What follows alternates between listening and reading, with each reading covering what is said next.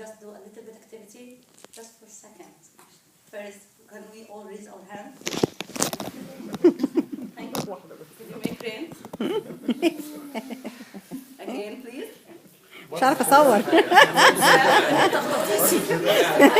تخطيطي ده.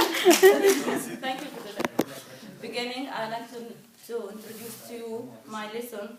I choose methods division and cell division for third preparatory school. Just small steps I will do in my class. Beginning. I will use same thing as a cell division. I will use the main part in cell division is inside the nucleus, which contain which contain genetic materials inside the nucleus. Genetic materials consist of chromosomes, two chromatid, two sensors of chromatid connected with one point. It's called chromosome. When we talk, centromere. Thank you, sir. Sorry for this. When we talk about the components, we talk about protein, DNA, and plus protein.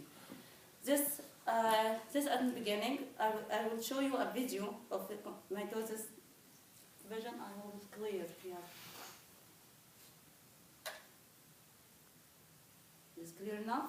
Okay. During the interphase of the cell cycle, the genetic material of the cell is found in the form of chromatin and located within the nucleus of the cell, which is surrounded by the nuclear envelope. During the S stage of interphase, DNA replication takes place, and thus the cell leaving interphase and entering mitosis already has replicated its genetic information. In addition to the replicated genetic information, interphase cells that are about to divide also replicate their centrosomes. In animal cells, these centrosomes are formed from centriole pairs. As cells leave interphase and begin prophase, the first stage of mitosis, the chromosomes begin to condense. The nuclear envelope begins to vesiculate, and the centrosomes migrate to opposite ends of the cells to define the two poles. During prophase, the mitotic spindle apparatus begins to form by the polymerization of tubular proteins.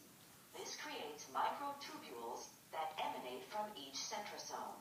Chromosomes completely condense such that sister chromatids formed from the replicated genetic information enjoy that their centromeres are clearly visible.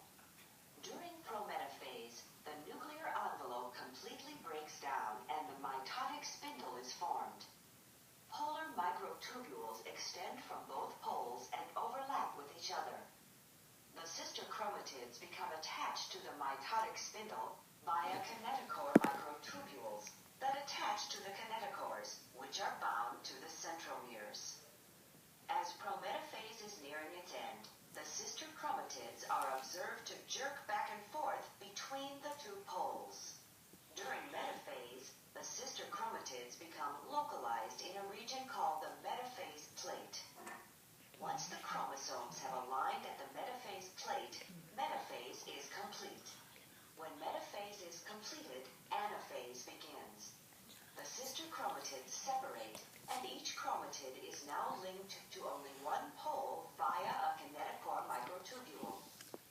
The kinetochore microtubules shorten, and the individual chromatids, now called chromosomes, are drawn to the poles. Toward the end of anaphase, the polar microtubules push against each other and cause the two poles to be moved farther away from each other. Each daughter cell will receive the same complement of chromosomes as was originally found in the mother cell, thus assuring that each daughter cell